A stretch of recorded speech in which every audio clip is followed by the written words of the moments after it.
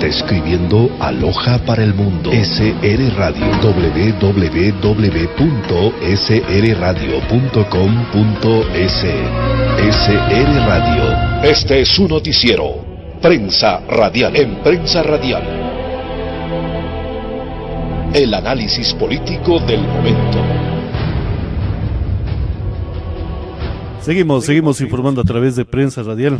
Estamos con la presencia del doctor Patricio Valdivieso, con quien haremos información principalmente del contexto político nacional, cuando, de acuerdo a las aseveraciones de muchos asambleístas, tanto de oposición como también dentro de lo que es el aspecto de Alianza País, se habla de que es necesario los diálogos. ¿Pero qué tipo de diálogos? Y además de ello, ¿cuál es el deber de la Asamblea Legislativa en este momento para no ocultar lo que sería ya los procesos informativos que se están generando en otras latitudes del planeta sobre el tema casos de corrupción, principalmente Odebrecht? Señor doctor Valdivieso, buenos días, bienvenido a Prensa Radial. ¿Por qué es necesario cuantificar el mecanismo y la forma de cómo ir a un diálogo nacional, no en el sentido de permitirnos establecer formas y mecanismos de gobernar, sino mecanismos para castigar lo que ha sido 10 años de aspectos de corrupción? El tema de la salida del presidente de la República debió de habérsela vigilado no solamente administrativamente, sino también jurídicamente, para determinar los casos como el tema Odebrecht. ¿Quién permitió Odebrecht, en la cual se han licuado o se han desaparecido miles de dólares, señor doctor? Buenos días, bienvenido. Pablo, buenos días, Linda. Un saludo a todos los seguidores de este prestigioso medio de comunicación. Desde la Constitución del 2008 se comenzó a hacer un marasmo jurídico en el que se dejaba ciertas regulaciones demasiado abiertas, con criterios tan subjetivos que podían ser amoldados de acuerdo a la necesidad del momento. Cuando fueron pasando los tiempos, se dieron cuenta que había todavía errores, como por ejemplo que la Contraloría tenía la obligación de analizar la gestión. Y dijeron, aquí hay que cambiar la Constitución, le quitaron esa facultad de control en la gestión, dejándole solo la facultad de control económico. Uh-huh. Luego de eso, como si fuera poco, reformaron el COIP y dijeron, a ver, cuando se trate de los delitos contra la fe pública, como son peculado, enriquecimiento ilícito, cohecho y, si mal no recuerdo, prevaricato también, dijeron no, en el caso del peculado, que son delitos de alto nivel contra los fondos del Estado, a través de una malversación, dijeron es necesario que el informe sea avalado por el Contralor. ¿Cuántos informes sacó el Contralor anterior? Ninguno. ¡Ninguno! ¿Cuántas denuncias hay de corrupción? Vienen los corruptores y dicen que solo por ciertos contratos se entregaron al Ecuador y a ciertas personas 33.5 millones de dólares y no ha pasado absolutamente nada. Pero son solo por ciertos contratos. Por ciertos contratos. Y el 100% de los contratos, por eso hablamos de miles de dólares. Son bastantes millones. Pero esos millones no salían del contratista, Pablo. En esto tenemos que sincerarnos. Los millones salían del mismo presupuesto ecuatoriano, en los sobreprecios de las obras contratadas. Perfecto. De ahí usted puede ver con facilidad que una obra que puede hacerla en 3 millones cuesta 7, 8 millones de dólares. Y todavía lo ponían en letreros.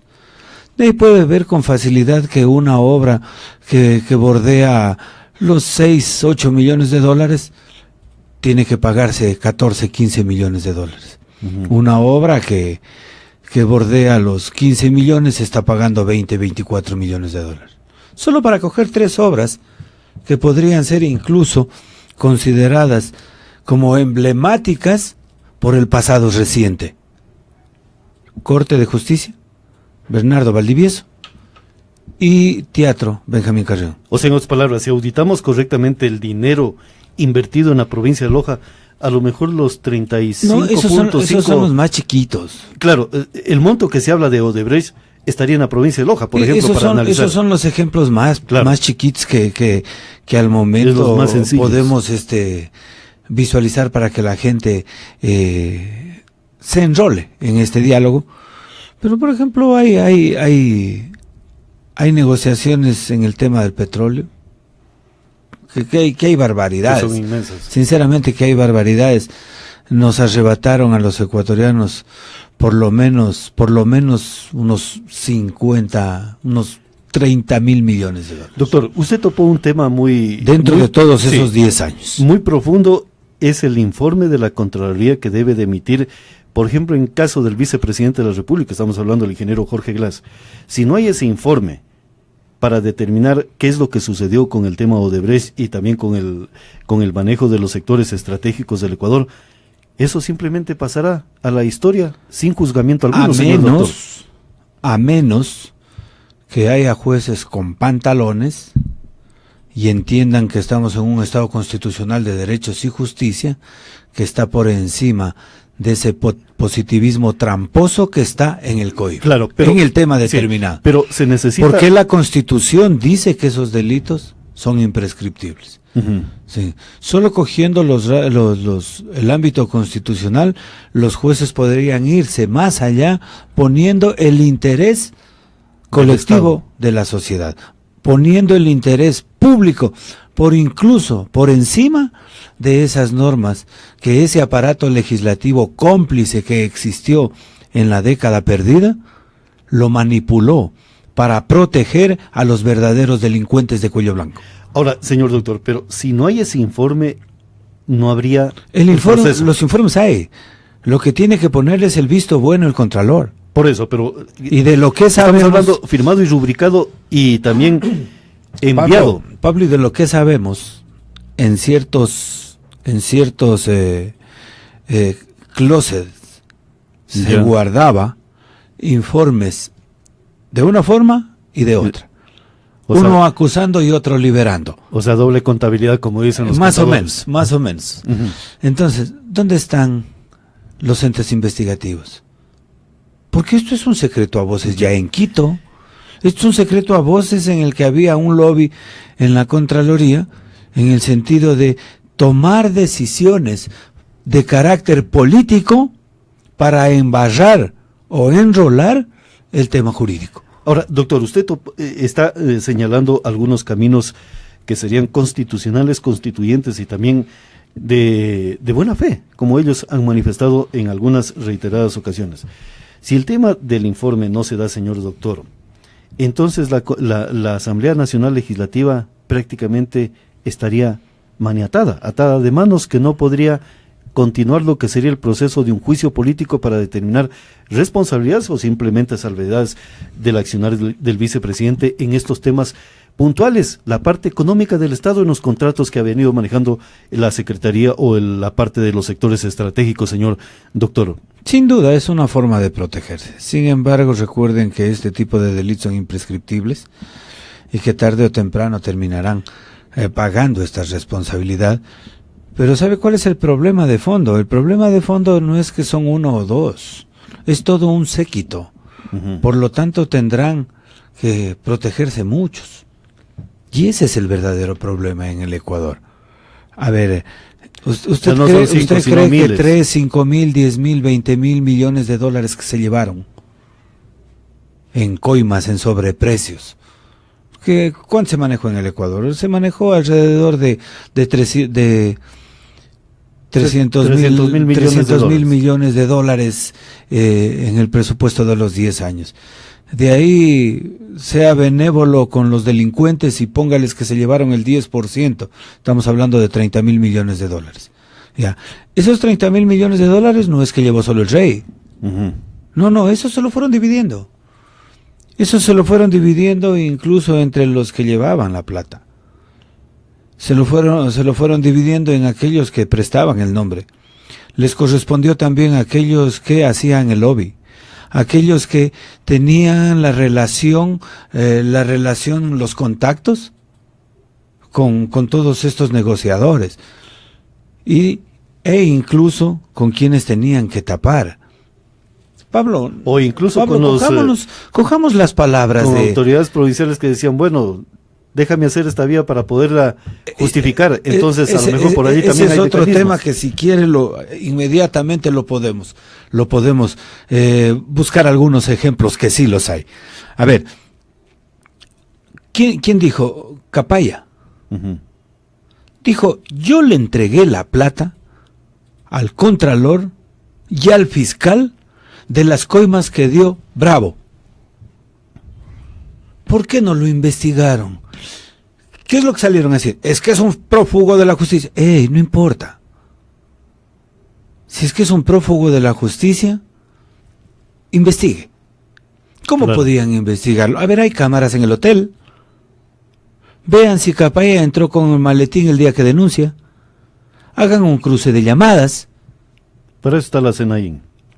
Todos estos departamentos, ¿por qué no lo investigaron? ¿Por qué la fiscalía no funcionó? ¿Sabe por qué? Porque políticamente tienen que encubrirse. Porque el momento en que en realidad se comience a investigar, cae en toda la banda. Doctor, usted me está señalando que no son casos fortuitos ni aislados el tema de sobreprecios, el tema Odebrecht, ni los contratos, sino que en el momento de que se instaló una posición ideológica en la conducción del Estado ecuatoriano, estaba lista una máquina para seguir el proceso de corrupción en el Estado ecuatoriano. Y cuando hablo de una máquina, significa que tiene todos los andamiajes para que ese engranaje pueda funcionar a la perfección. Eso incluye el tema de haber modificado conceptos constitucionales y constituyentes de lo que ha sido la doctrina constitucional del Estado ecuatoriano. Eso significa el tema de la Contraloría, el tema de la Procuraduría. Pablo, incluso se inventaron el quinto poder, señor doctor. Utilizaron la ideología en primer lugar para posicionarse. Se dejaron ver como si fueran lo mejor de la izquierda. Pero tenían una maquinaria ya para la corrupción. Cambiaron de vestimenta. Constitucional. Dejaron la corbata por esas camisas floreadas. Uh-huh. Y comenzaron a vender una imagen. Pero en el fondo, lo que habían es fines ladronescos. Ya. Hicieron obra.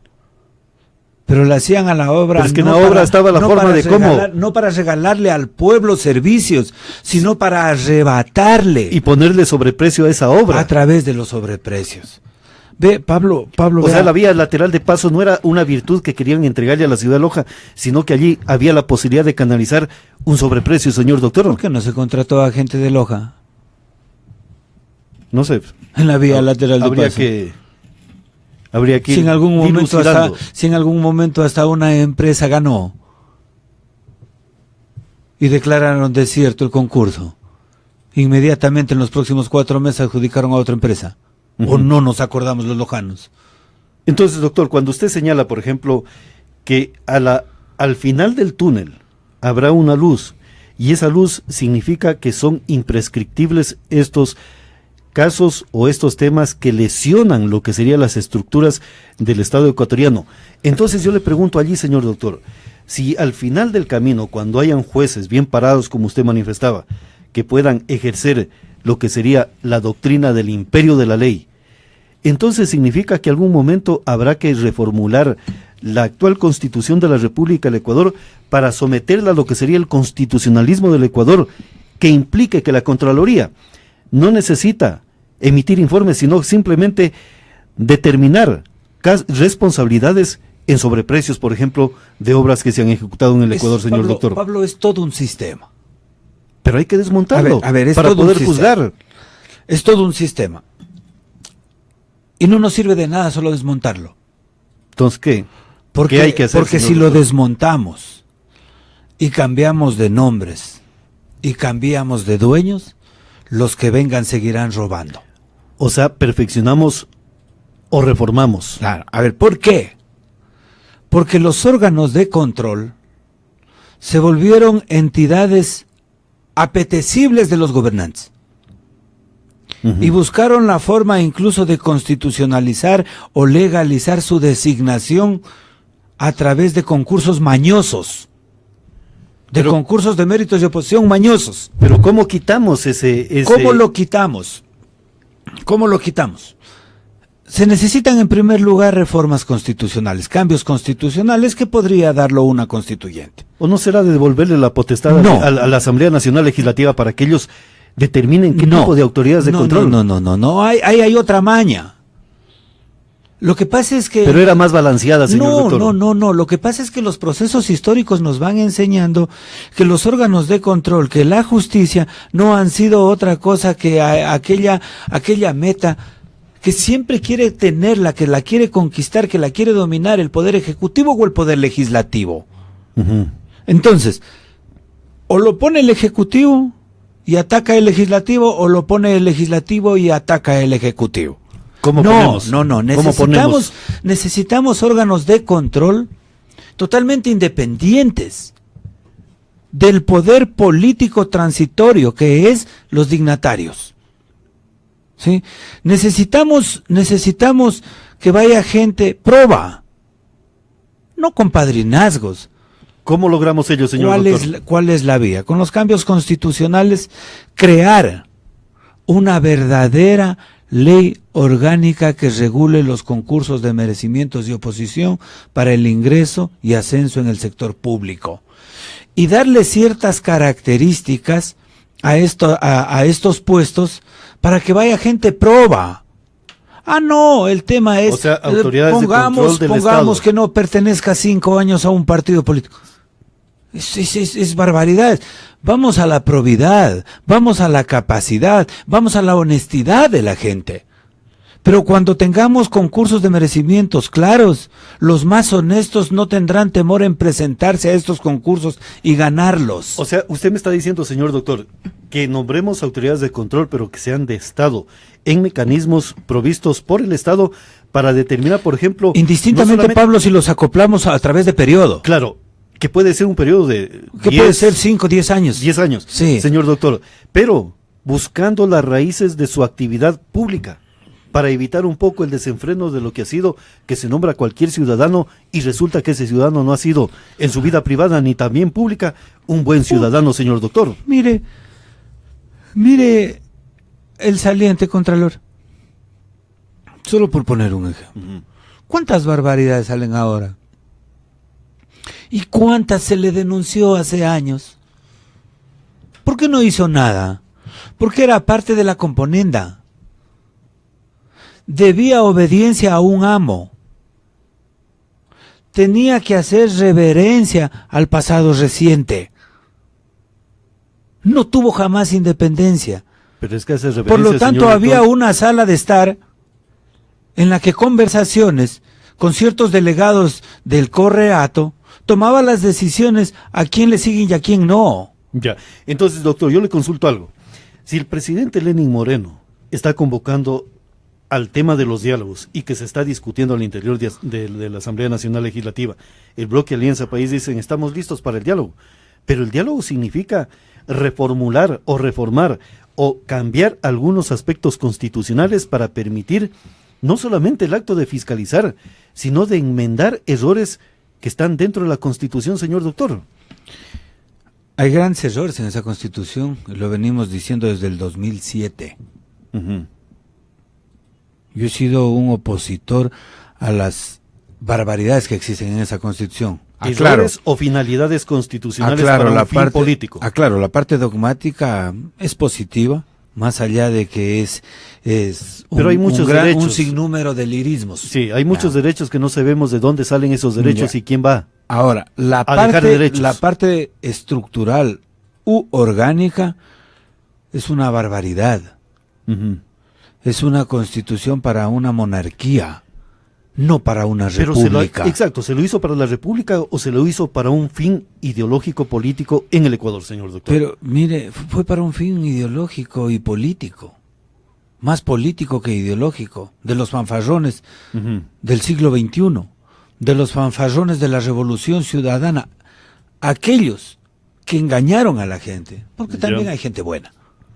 No vamos a generalizar. Claro, pero hay gente buena, pero entonces sin embargo en dicen, yo defiendo porque es un buen proceso o un buen proyecto político. Bueno, entonces por el sueldo, que tienen su derecho de hacerlo. Sí, pero la República puede colapsar, señor doctor, si no se corrigen esas anomalías. Pero mientras no logremos en el Ecuador una verdadera independencia de funciones, no logremos fortalecer la institucionalidad de los órganos de control, no logremos una verdadera descentralización en el país, aquí no va a cambiar absolutamente nada. Entonces el diálogo sería por allí, por esas vertientes. No creo que vaya por ahí. Entonces si no va por allí, No entonces creo ¿de qué que vaya estamos por hablando? ahí. Estamos hablando de situaciones de fondo.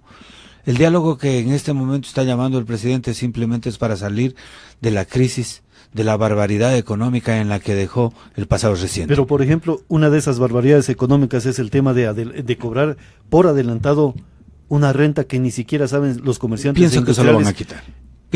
Pero esas ya está cobrando eso, señor doctor. Son cosas pequeñas. No, yo creo que este año será... Son pequeñas, este pero año está será deteniendo la economía del Estado, del Ecuador, señor Pablo, doctor. yo creo que este año será el último que suceda eso. Esperemos. Para el próximo van a haber cambios sustanciales, sin duda. Pero nada de eso va a cambiar las cosas. Tal vez pueda ser un sueño lo que estamos diciendo, pero el cambio debe ser mucho más profundo. ¿De nivel constitucional o constituyente, señor doctor? De nivel constitucional. No constituyente. El cambio profundo de nivel constituyente. Perfecto. El cambio profundo es de nivel constituyente, porque hay que replantearlo al Ecuador. Uh-huh. Y dentro de lo que tenemos la posibilidad de escribir todos los miércoles, vamos desarrollando un sinnúmero de ideas que algún rato nos pueden servir, incluso para las discusiones, porque en eso intentamos hacer. Habíamos dicho en alguna ocasión de que la verdadera descentralización no se va a lograr si no buscamos un verdadero equilibrio dentro de lo que es las 24 provincias del país. Porque tenemos un desequilibrio recontramarcado. Y desde ahí parte uno de los problemas que hay que cambiar. ¿A dónde quiero ir? Al número de asambleístas que está conformada la asamblea y que pertenecen a cada una de las provincias. Usted me está diciendo no por población, sino por territorio. Podemos hacerlo por población. Pero ¿sabe cuál es el problema? Que hay que encontrar otra fórmula. En este momento, ¿cuántos tenemos los lojanos? 4. Uh-huh. ¿Cuántos tiene Guayas? 20. 10 o 20. ¿Cuántos tiene Pichincha? 16. ¿Cuántos tiene Manabí? 11. ¿Cuántos tiene Los Ríos? 6. ¿Cuántos tiene Azuay? 5. ¿Cuántos tiene El Oro? 5. Y así. Si usted se pone a analizar, hay 4 provincias en el país que sumados a los asambleístas nacionales hacen mayoría. Que marcan una agenda legislativa. La agenda es para esas 4 provincias. Les importa un bledo las 20 restantes. O sea, usted está... Por eso usted ve que las leyes que tienen carácter nacional son realizadas bajo la perspectiva o la realidad que acontece en Quito, Guayaquil. A lo mucho Cuenca y Puerto Viejo o Manta, o Manabí en general. Usted me está manifestando, señor doctor, no sé si le estoy entendiendo correctamente y si estoy equivocado me corrige. Estamos hablando que, por ejemplo, el Estado ecuatoriano, como parte integrante de lo que es la República del Ecuador, es la provincia de Loja. Entonces, la misma capacidad legislativa debería tener la provincia de Loja con la provincia de Guayas, con la provincia de Pichincha. Eso significa, pero por hay ejemplo, un si tema... son 4 asambleístas Sí, Loja, 4 Guayas, 4 pero Pichincha. hay un tema que le van a decir, pero es absurdo. ¿Por qué absurdo? Porque el Guayas tiene 2,5 millones, 3 millones de habitantes y Loja solo tiene aproximadamente 460,000 habitantes. Pero si yo les digo, entonces doctrinariamente, señor doctor, les digo, vamos al registro civil y determinamos cuántos nacidos en la provincia de Loja tenemos. Démosle la respuesta a esa pregunta que adelantamos. Busquemos el equilibrio. ¿Sabe cómo? Nombremos 2 asambleístas por cada provincia y un asambleísta por cada fracción, por cada 500,000 habitantes o fracción que pase de 250,000 habitantes. Uh-huh. En ese sentido, Guayas no tendrá más de 6. Pichincha no tendrá más de 5. Manabí no tendrá más de 4. Los Ríos no tendrá más de 3. El Oro, Azuay, tendrán 3. Perfecto. ¿Ya? Pero tenemos un equilibrio. Eliminamos los diputados o asambleístas nacionales que no sirven absolutamente para nada. No sirven para nada. No hacen ninguna labor diferente a los asambleístas provinciales. O que cada provincia elija un asambleísta nacional. Por lo tanto, cuando tengamos equilibrio en la representación legislativa, sin duda, se forzará a que los asambleístas de provincia, de las 20 provincias restantes, puedan legislar en base a una realidad nacional y no solo a una realidad bipolar como es de Quito y Guayaquil. Entonces, señor doctor, ¿eso significa que en la Constitución debemos declarar como norma constitucional la conformación de la Asamblea Nacional Legislativa, en la cual el Estado garantice la representatividad como jurisdicción, por ejemplo, la provincia de Loja, tener la misma capacidad de asambleístas que la provincia de Azoy, que la provincia de Pichincha, pero con las diferencias, por ejemplo, de acuerdo a la cantidad de población, que no supere los 18 o 20 que usted estaba señalando? Sí, así es. Mire lo que sucedió. En la Constitución de Montecristi, dentro de las transitorias, establecen que habrá 10 años para conformar las regiones. Recordará, porque decían que las regiones tienen que, juntando provincias, tiene que haber un equilibrio posiblemente territorial o geográfico y un posible sistema igualitario en el campo en el campo de poblacional, ¿ya? ¿Qué pasó? No les gustó, lindo vendieron. Y habían algunos caudillos locales que decían logramos la regionalización, pero con sus mismos votos destruyeron esa disposición transitoria, quitándole la obligatoriedad en las reformas constitucionales que hicieron en diciembre del 2015. ¿No sería que se dieron cuenta de los errores sobre el tema de la regionalización? No, la regionalización no era mala. Pero vista desde el punto del camino a encontrar el equilibrio. Pero usted, por ejemplo, usted vería esa posibilidad, por ejemplo, de una región Loja, El Oro, Zamora. Yo pienso que sí podría. Incluso debería darse. Debería darse en el sentido de buscar ciertos gobiernos regionales equilibrados con relación a esos 2 o 3 grandes polos de desarrollo del país. Porque la riqueza se queda allá. Y sabe que son tan hábiles que dicen, pero es que nosotros la producimos. El Guayas dice, pero si nosotros somos el puerto, lógico, y van a seguir creciendo de manera desproporcionada con relación al resto de provincias, porque toda la plata del gobierno va allá. Doctor, ¿no será que la Constitución... Usted vio que Guayaquil tuvo 2 alcaldes. El presidente y el señor Nebot y el saliente. Doctor, pero ¿no será que la misma Constitución está privilegiando esos polos de desarrollo de la República cuando el tema constitucional es de ser, como decían, equitativos, justos, era el lirismo de Alianza País en los actuales momentos? Eso hay que cortar. Pero ¿cómo darle esa capacidad económica para poder desarrollarse? Por ejemplo, la provincia de Loja no es que es una provincia deprimida, tiene cantidad de recursos económicos naturales y una población que puede generar el detonante económico, señor doctor. Pablo, ¿cómo hacerlo? Cumpliendo la Constitución en gran parte. En el artículo 1 de la Constitución dice que la forma de gobierno tiene que ser descentralizada. Claro. Eso significa no decirle al señor presidente, ¿sabe, señor presidente, denos una caridad para poder construir o pagar el proyecto Regenerar en la ciudad de Loja? Los contentaron. Diciéndole, deme el recurso económico que le corresponde. Pablo, los contentaron a los municipios, a los prefectos y a las juntas parroquiales, cambiándoles el nombre, diciéndoles que son gobiernos autónomos descentralizados. Claro que son gobiernos autónomos. Y a la par los manipulan. Porque nos cobran una cantidad de impuestos. Le sacaron una ley que acabaron de ubicarlo al superintendente Corcho Cordero. Les hicieron una ley para controlarlos desde el Ejecutivo.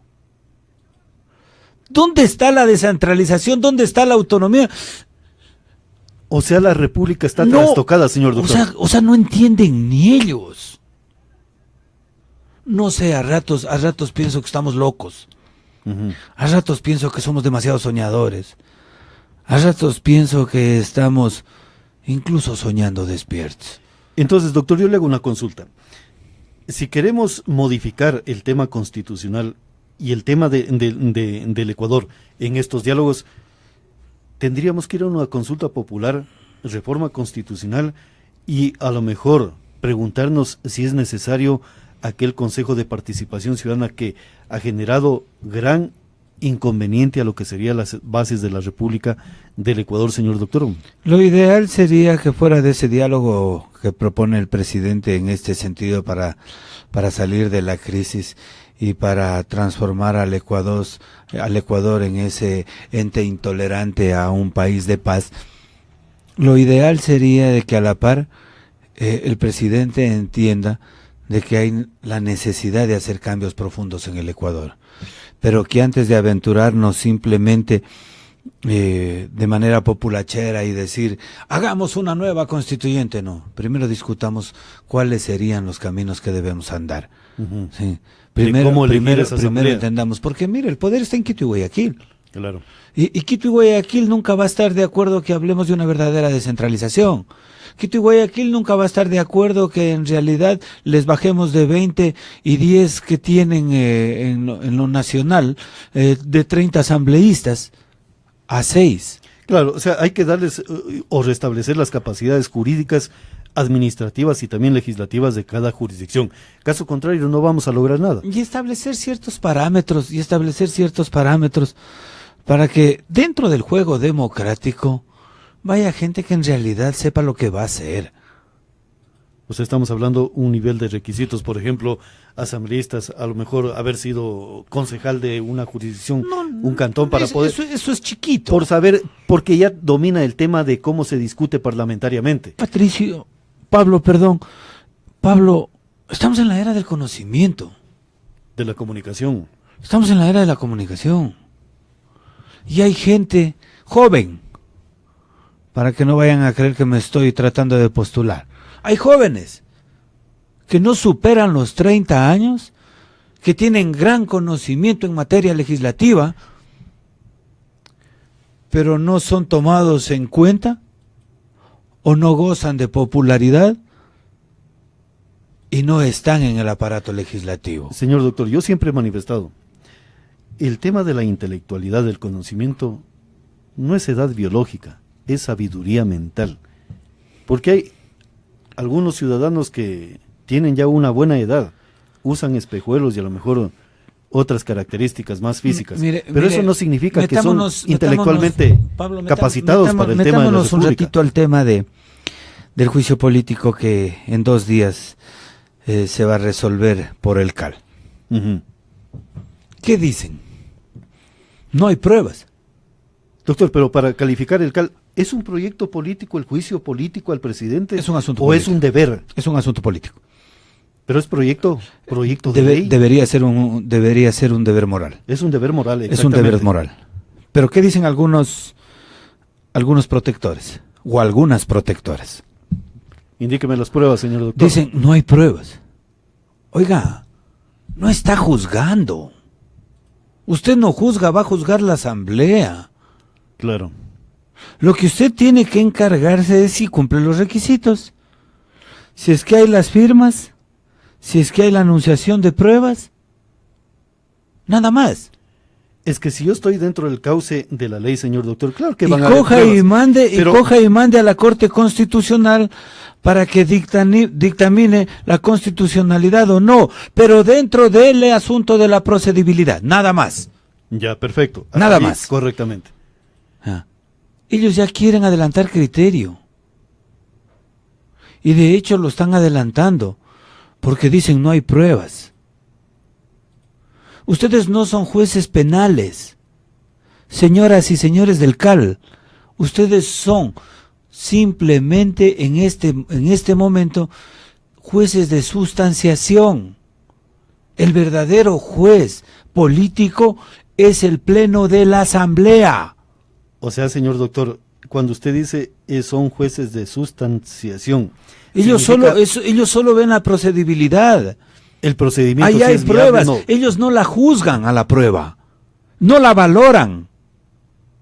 Simplemente tienen que ver si se ha presentado o no. Entonces, doctor, cuando ellos dicen no hay pruebas, ¿qué significa? Incluso están prevaricando. O sea, sin duda ellos ya están liberando. Ellos están adelantando un criterio absurdo. Uh-huh. Y esas cuestiones van a tener consecuencias. Doctor, pero las cosas dolosas de un Estado no es que siguen el cauce de la ley como lo determina el cuerpo jurídico, sino que van por otro camino, alejándose de lo que es el aspecto legal. Entonces intentan borrar cualquier huella por donde han caminado. La única huella existente en este caso, señor doctor... ¿El cal ahí qué es? ¿Para sustanciar o para proteger? En este caso están demostrando para proteger. Lo primero que usted dice, sería lo primero... Debería ser para sustanciar. Para proteger nada más. Una hueste política ya muy diferente de lo que sería la Asamblea Nacional Legislativa. Y como hay algunos temas, de ahí salen algunas dudas. ¿En realidad solo lo quieren proteger al que lo quieren enjuiciar políticamente?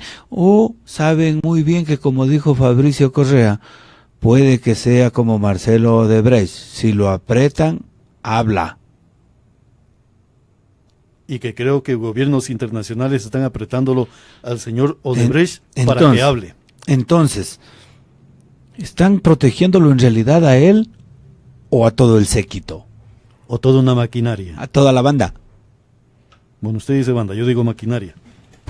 Tiene unos engranajes. Personalmente, estoy convencido de que están protegiendo a toda la banda. Entonces el diálogo sería constitucional. No únicamente del lirismo político. Y hay que anotar quiénes son los que solapan, los que tapan, los que alcahuetean todos esos actos de corrupción que podrían haberse vislumbrado en el juicio político. Yo siempre he manifestado, y por el bien de la provincia de Loja, por ejemplo, debemos de auditar centavo a centavo la inversión económica de estos últimos 10 años en la provincia de Loja, porque a pretexto de que nos dan una vía que en este momento está colapsando, tenemos que simplemente no decir nada de lo que ha ocurrido en la provincia de Loja. Yo soy de la idea de auditar centavo a centavo, y siguiendo ejemplos, por ejemplo, el caso Watergate, siguieron lo que era la ruta del dinero, y determinaron dónde estaban las verdaderas cualidades de la corrupción. En el tema del señor Donald Trump también están investigando, y allá hay una separación de poderes gigantesca, señor doctor, que debemos de aprender estados pequeños como el ecuatoriano, señor doctor. Y la Fiscalía, por ejemplo, señor doctor, dice, por ejemplo, Fiscalía del Perú pide cárcel para Humala y su esposa. Es sobre el tema Odebrecht. Ayer lo acabaron de hacer. Y es sobre el tema Odebrecht. Porque decían que Ollanta Humala recibió $3 millones para su campaña. Uh-huh. ¿Cuánto hubo en la campaña en el Ecuador desde el 2007? ¿De dónde salía la plata? Aquí en Loja, ¿de dónde sale la plata para las campañas? Doctor, usted me está diciendo... ¿Por qué el Consejo Nacional Electoral no audita esas cuentas de manera correcta? Usted me está diciendo una comisión. ¿Cuántas pancartas vio? Miles. ¿Están dentro de las cuentas? Eso habría ¿De dónde salieron? ¿De dónde salió esa plata? Recién decían en esta semana, ya devolvieron por ahí un favor. Ya devolvieron un favor de campaña. Acaban de devolverlo. Pero usted me está preguntando como si yo fuera vocal del Consejo Electoral, señor doctor. No, yo lo estoy diciendo. No, entonces se me viene a la mente. Ya devolvieron el favor. En estos diálogos que están llamando, es necesario establecer una comisión, señor doctor, para investigar a fondo la ruta del dinero de los $300 mil millones que tuvo el Ecuador durante esta bonanza petrolera, que el señor que escribió el Festín del Petróleo Jaime Galarza, debería de haber escrito ya el segundo Festín del Petróleo. Me ponían un mensaje. Hay una coordinación en un GAD que conversa con los prodigiosos y suertudos contratistas más que con la misma autoridad. Pregunta: ¿es cantonal, provincial o en ambos? Habrá que investigarlo. ¿En qué latitud de la República del Ecuador, señor doctor? En nuestra provincia. En nuestra provincia. Entonces, habrá que ver... señor doctor. de la parte cantonal y de la parte provincial para ver dónde está dentro de la, a ver, coordenadas, no tengo el GPS, pero están asentadas dentro de la parroquia El Sagrario. ¿Dónde llega la Virgencita del Cisne? Cerca. Ya. Perfecto. Más claro que eso, señor doctor. No, así es. Entonces, esa es la inquietud que yo tengo, señor doctor. El diálogo, Y más allá del lirismo político, es constitucional. Y ahí tampoco pasa nada. La Contraloría muchas veces, bien, gracias. Entonces, buscan poner seguidores en los estamentos de control precisamente para que no los persigan, para que les tapen, para que diluyan las denuncias. ¿Y qué es lo que ha hecho, por ejemplo, la Contraloría? Tratar de perseguir, acá faltan 100 hojas, acá se llevaron esferos, lo que pasa es que no falta un mueble viejo, no le han dado bien de baja. Eso es lo que hacen. Exactamente, señor doctor. Entonces, para ser reales, necesitamos ver el problema de fondo. No es cosas chiquitas. Son cosas grandes. El sistema gubernativo como tal está podrido. Y la idea no es cambiar una persona por otra. La idea es apuntar a que un grupo de seres humanos honestos, éticos, morales, intenten cambiar este país. Restablecer la dignidad. Que hay en todas las líneas, Pablo. Los hay en los verdes, mientras les quede el tiempo. Los hay en los amarillos, en los rojos, en los negros, en los plomos, en todos. Así es, señor Lo que hay doctor. que tratar es de ir viendo la posibilidad de juntar esa gente que no está podrida el alma por las ambiciones que ha comprado el sistema corruptor. Así es, señor doctor. Yo le agradezco mucho este aporte y este análisis político a través de Prensa Radial.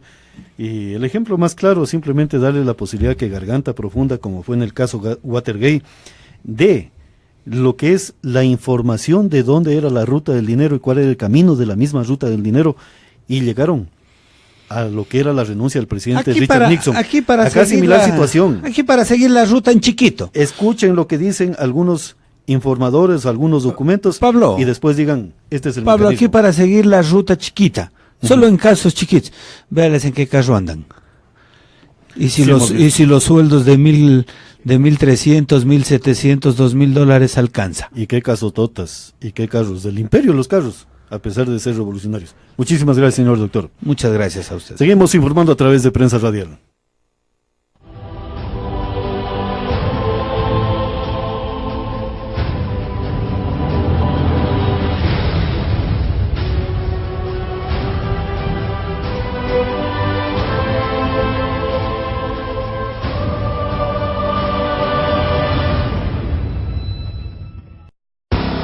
Escribiendo Aloha para el mundo. SR Radio. www.